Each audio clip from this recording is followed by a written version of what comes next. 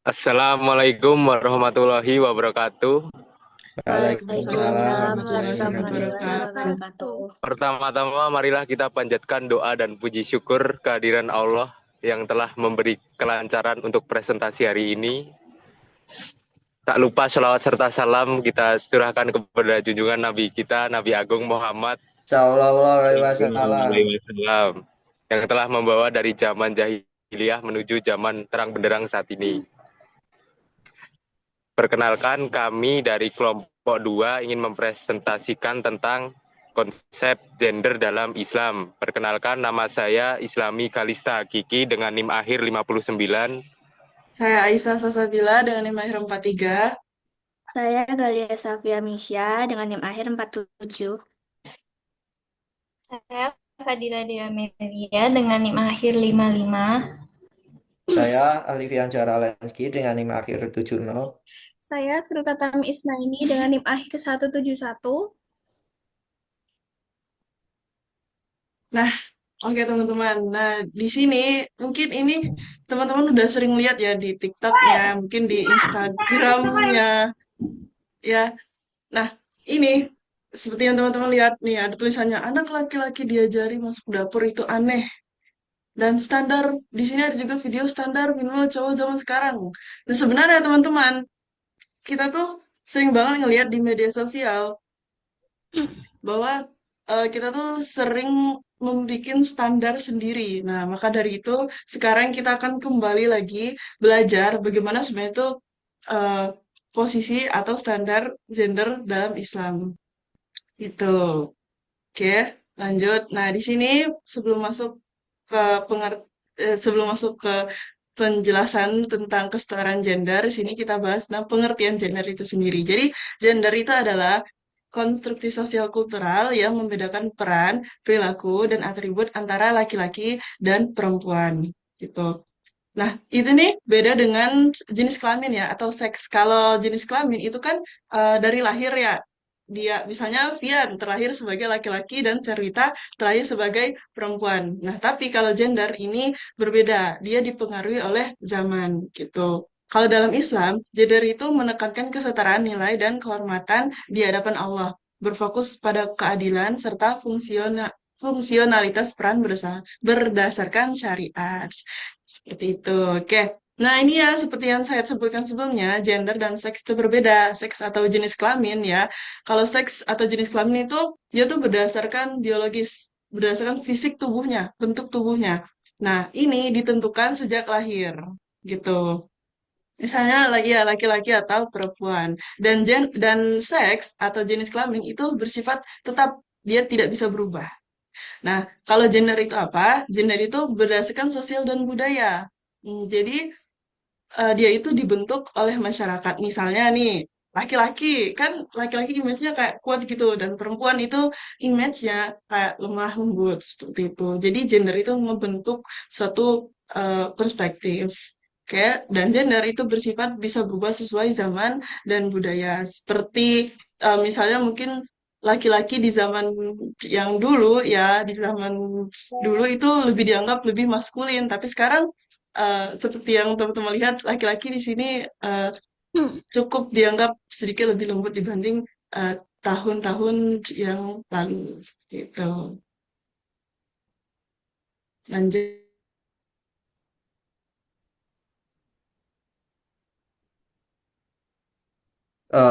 Konsep kesetaraan gender dalam Islam. Kesetaraan gender itu dalam Islam itu menekankan bahwa laki-laki dan perempuan itu memiliki derajat yang sama di hadapan Allah. Keduanya itu diciptakan untuk saling melengkapi serta memiliki hak yang sama dalam beribadah, menuntut ilmu, dan beramal.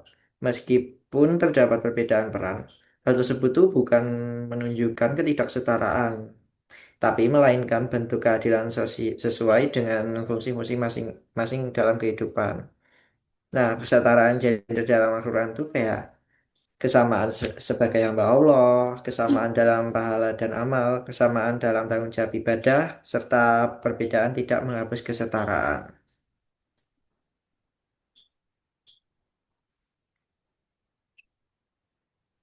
Nah, seperti yang dijelaskan di slide sebelumnya tadi, prinsip kesetaraan ini Tadi kan dalam Islam itu sebenarnya sama aja ini, tapi yang tertulis dalam Al-Quran. Nah, yang pertama itu kesetaraan secara spiritual, teman-teman. Yang dimana artinya laki-laki dan perempuan itu memiliki nilai yang sama di hadapan Allah. Keduanya itu sama-sama mendapatkan pahala dan juga sama-sama bertanggung jawab atas dosa. Nah, yang kedua, kesetaraan moral, yaitu keduanya memiliki tanggung jawab etis yang sama dalam berperilaku, seperti berbuat baik, jujur, dan menjaga akhlaknya. Nah, yang ketiga, itu kesetaraan sosial, di mana hak-hak dasar seperti pendidikan, kehidupan, dan kehormatan itu diakui untuk laki-laki maupun perempuan, jadi tidak ada perbedaan. Nah, namun Islam juga mengenalkan keadilan fungsi sosial, teman-teman, yaitu adanya perbedaan peran antara laki-laki dan perempuan. Perbedaan ini itu bukan berarti adanya lebih tinggi ataupun lebih rendah, tetapi sebagai bentuk pembagian peran agar kehidupan berjalan seimbang. Jadi kesimpulannya Islam itu menekankan kesetaraan dalam nilai dan hak, akan tetapi tetap mengakui perbedaan peran sebagai bentuk keadilan.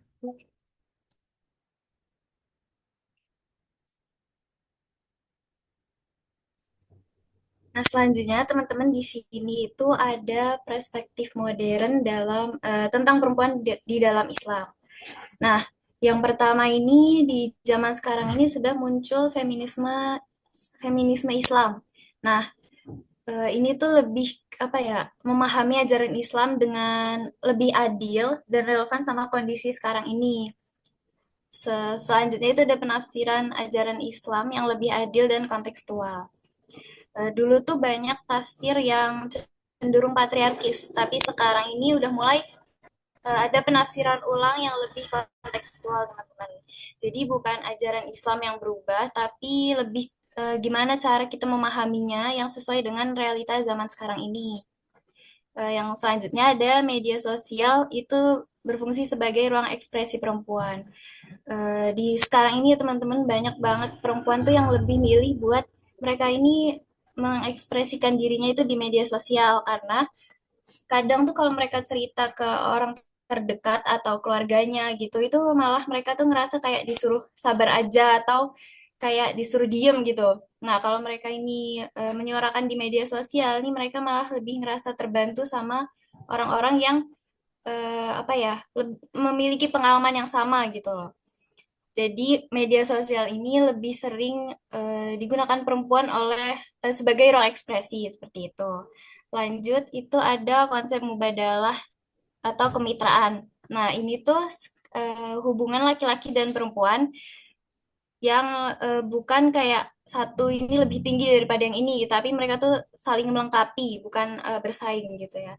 Yang terakhir itu ada laki-laki dan perempuan yang saling melengkapi. Nah, ini sama ya teman-teman kayak konsep mubadalah tadi. Jadi mereka itu saling melengkapi, bukan satu sama lain itu saling bersaing seperti itu.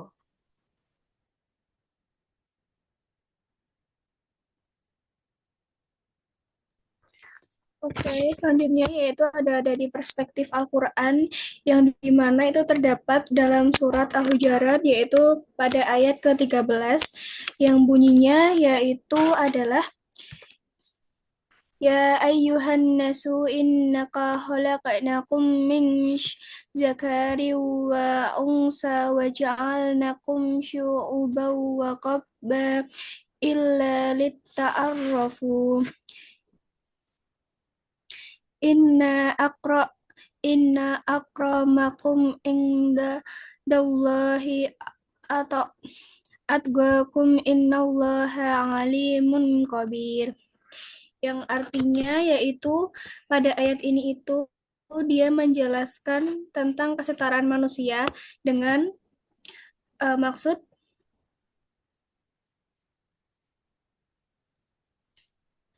wahai manusia, sungguh kami telah menciptakan kamu dari seorang laki-laki dan seorang perempuan. Kemudian kami jadikan kamu berbangsa-bangsa dan bersuku-suku agar kamu saling mengenal. Sungguh, yang paling mulia di antara kamu di sisi Allah ialah orang yang paling bertakwa. Sungguh, Allah Maha Mengetahui, Maha Teliti.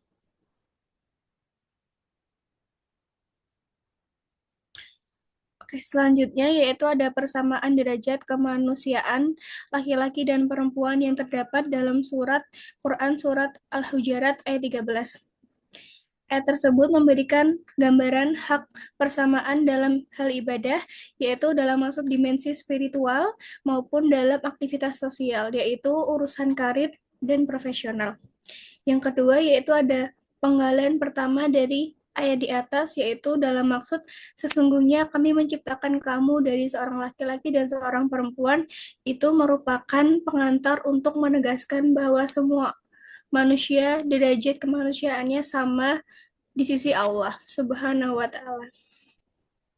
Yang terakhir yaitu penggalan terakhir ayat ini, yaitu yakni sesungguhnya yang paling mulia di antara kamu di sisi Allah ialah yang paling bertakwa. Itu menunjukkan bahwa tingkat kemanusiaan berdasarkan takwa dan itu bukan merupakan gender.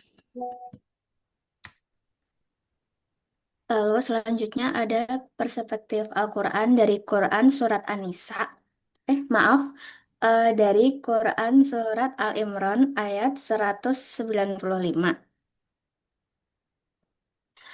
Yang mana bunyinya itu fastajaba lahum rabbuhum anni la udhi'u amala amilin minkum min dzakarin aw unsa ba'dukum min falladina hajaru wa ukhriju min diyarihim wa udu fi sabili wa qatalu wa qutilu la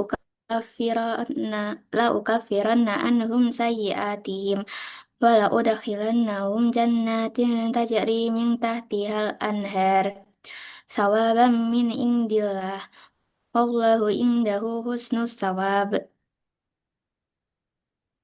Nah, artinya itu ada ini ya teman-teman. Lalu untuk penjelasannya di sini. Jadi pada intinya Quran Surat Al-Imran ayat 195 yaitu bermakna semua amal yang kita kerjakan itu dinilai sama dan sudah dirangkum dalam 3 poin yang sudah kita buat ini. Dan di poin pertama, Quran Surat Al-Imran ayat 195 menyatakan bahwa Allah memandang sama perbuatan antara laki-laki maupun perempuan. Yang membedakannya itu hanyalah amal soleh yang mereka kerjakan. Lalu di poin kedua ini ada penggalan ayat yang dibaca ba'dukum mimba dengan arti karena sebagian kamu adalah keturunan dari sebagian yang lain. Dan di poin ketiga ini menjelaskan makna dari penggalan ayat tadi ya. Artinya itu menunjukkan bahwa laki-laki dan perempuan itu saling berkaitan dan berasal dari satu asal, sehingga keduanya memiliki kesempatan dan nilai yang sama dalam menjalankan ketaatan, tanpa dibedakan oleh jenis kelamin.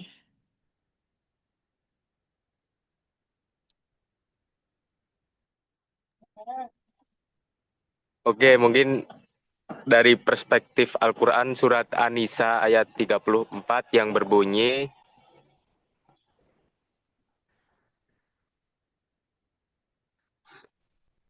Ar-rijalu qawwamuna 'alan nisa'i bima faddallahu ba'dahum 'ala ba'di wa bima anfaqu min amwalihim fasalihatu qanitatum hafizatul lil ghaibi ma hafiz tawlawati tak hafunusyusahunna faizuhunna wa juruhunna fil madaji'i watribuhun fa'in ataknakum fala tabku alaihinna sabila innallaha kana aliyang qabira. Jadi artinya itu laki-laki, ya. Jika kita tahu tadi beberapa artinya sudah ada dijelaskan ya, dan mungkin peran laki-laki dan perempuan di dalam surat An-Nisa itu sudah dipetakan dan dijelaskan tentang kesetaraan gender laki-laki dan perempuan. Jadi peran laki-laki dan perempuan dalam Islam itu bersifat fungsional, bukan hierarkis. Konsep qawamun dalam surat An-Nisa ayat 34 menunjukkan adanya tanggung jawab kepemimpinan terutama dalam keluarga yang didasarkan pada kewajiban memberi nafkah bukan sebagai bentuk super prioritas. Jadi memang di dalam surat An-Nisa itu memang sudah ada kodratnya laki-laki dan perempuan, bahwa laki-laki itu memang sudah kodratnya dibebankan oleh tanggung jawab dunia dan akhirat, dan perempuan juga memiliki hak untuk dihargai dan diberikan fasilitas yang ditanggung oleh suami. Hubungannya itu arijalu qawwamuna 'alan nisa. Selain itu dalam hadis disebutkan bahwa perempuan adalah saudara laki-laki, yang menegaskan bahwa hubungan keduanya adalah kemitraan yang setara dan saling melengkapi, bukan dominasi satu pihak terhadap pihak lain. Jadi dalam suami istri itu tidak ada katanya kompetisi, saling melengkapi. Jadi tidak ada yang siapa yang paling menang, siapa yang paling mencukupi, dan siapa yang paling dominan. Tidak ada, semua saling melengkapi. Lanjut.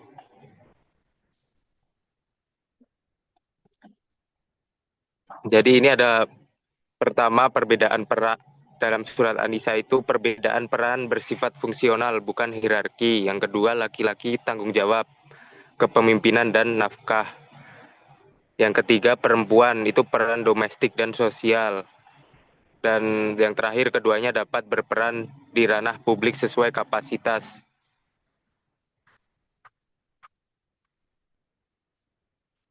Dan ini ada beberapa hak-hak perempuan dalam Islam. Jadi di Al-Quran itu sudah dijelaskan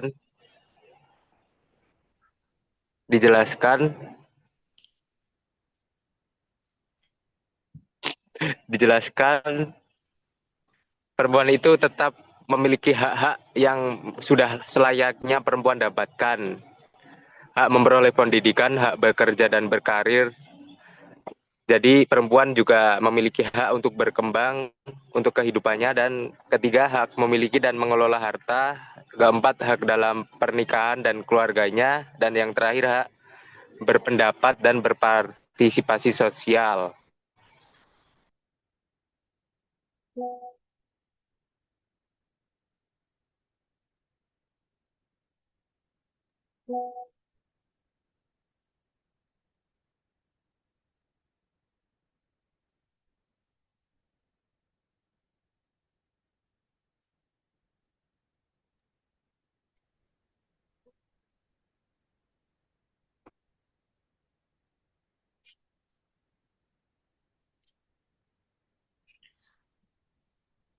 Oke, selanjutnya yaitu ada tantangan kesetaraan gender dalam realitas sosial.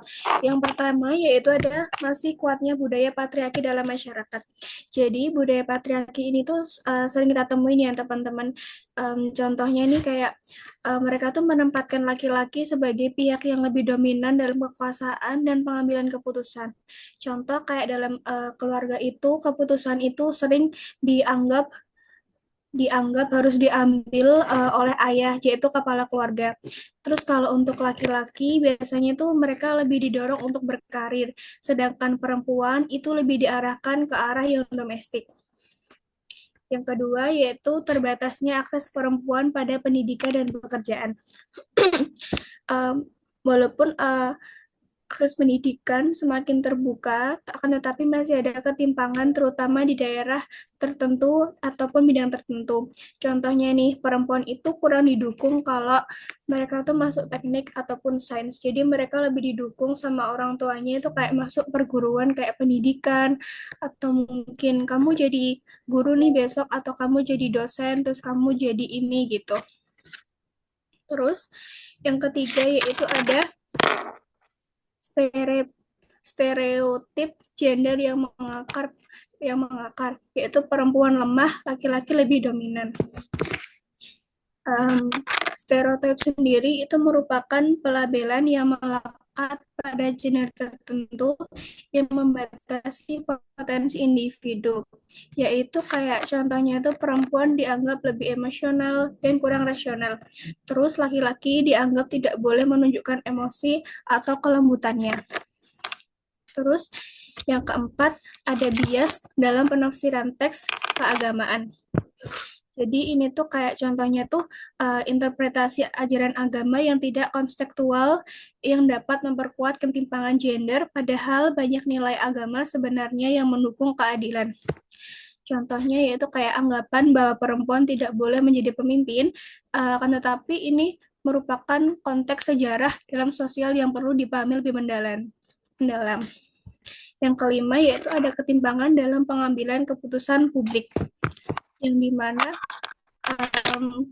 perempuan masih kurang terwakili dalam politik dan posisi strategis, sehingga perspektif mereka kayak kurang terakomodasi. Contohnya, jumlah perempuan di parlemen atau kejabatan tinggi masih sedikit. Jadi banyak sekali pejabat-pejabat yang lebih dominan sama laki-laki dan perempuan masih sedikit untuk kayak kurang terakomodasi gitu. Terus, dalam realitas sosialnya, kesetaraan gender belum sepenuhnya terwujud. Hal ini disebabkan oleh faktor budaya yang sudah lama mengakar, khususnya patriarki yang menempatkan laki-laki sebagai pusat kekuasaan.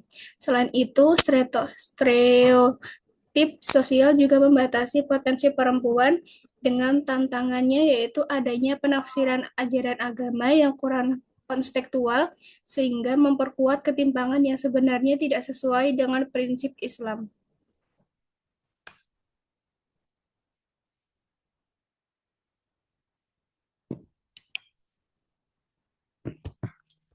Oke, selanjutnya yaitu ada implementasi dalam kehidupan. Yang pertama yaitu pembagian peran yang adil. Contoh dalam keluarga dan masyarakat seharusnya tidak ada ketentuan oleh gender, tetapi berdasarkan kesepakatan dan kemampuan. Contohnya nih, ayah dan ibu sama-sama membagi tugas rumah tangga. Kalau misalnya laki-laki bisa memasak, perempuan juga harus bisa bekerja di luar rumah. Terus yang kedua yaitu kesempatan pendidikan yang setara. Jadi setiap individu itu berhak mendapatkan pendidikan tanpa diskriminasi gender. Contoh, perempuan itu didukung untuk masuk jurusan teknik ataupun jurusan IT, jadi nggak hanya laki-laki aja yang bisa masuk jurusan itu. Contoh, terus yang ketiga yaitu ada partisipasi perempuan di ruang publik. Jadi perempuan itu perlu didorong untuk aktif dalam organisasi, politik, ataupun kepemimpinan. Contohnya mahasiswa perempuan menjadi ketua organisasi kampus, atau mungkin kayak perempuan aktif dalam forum diskusi atau pengambilan keputusan. Yang terakhir yaitu ada penghapusan diskriminasi, yaitu diskriminasi ini tuh kayak berbasis gender yang harus dihilangkan melalui kesadaran, edukasi, dan kebijakan. Contohnya, kita tidak boleh meremehkan kemampuan seseorang karena gendernya, maupun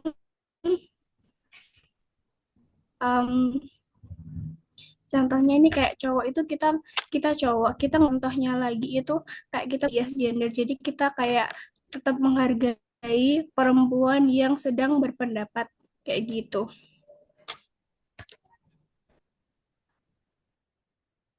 Lalu ada kesimpulan dari presentasi yang sudah kita sampaikan tadi. Kesimpulan yang didapat adalah bahwa gender merupakan konsep sosial yang berbeda dengan jenis kelamin atau seks yang bersifat biologis.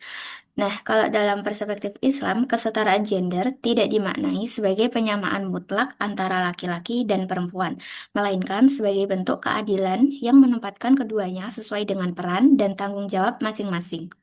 Al-Quran menegaskan bahwa laki-laki dan perempuan memiliki kedudukan yang sama sebagai hamba Allah, serta memperoleh penilaian amal yang setara. Oleh karena itu, perbedaan yang ada bersifat saling melengkapi dan tidak mengurangi martabat. Karena pada dasarnya Islam menjunjung tinggi nilai keadilan dan kesetaraan dalam kehidupan sosial.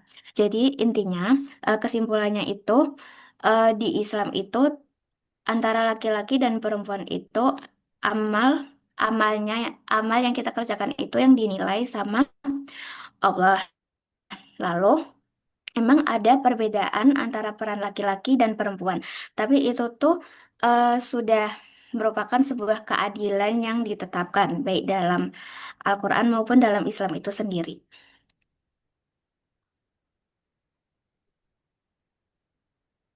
Nah, slide yang terakhir ini adalah analogi. Ini tuh hanya sebuah penekanan lagi agar orang tidak salah paham dengan kesetaraan gender gitu. Nah, kesetaraan gender itu bukan berarti semua harus sama persis gitu yang didapatkan, tapi harus adil sesuai dengan peran dan kebutuhan masing-masing, sehingga laki-laki dan perempuan tuh bisa sama-sama berkembang.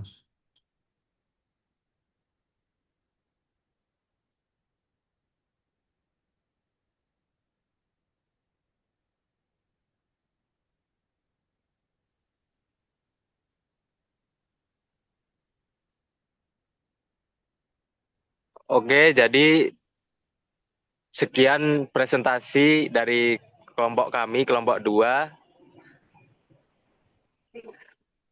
Jika ada pertanyaan apapun itu bisa ditanyakan, nanti kita tampung, dan mungkin jika ada kesalahan saya dalam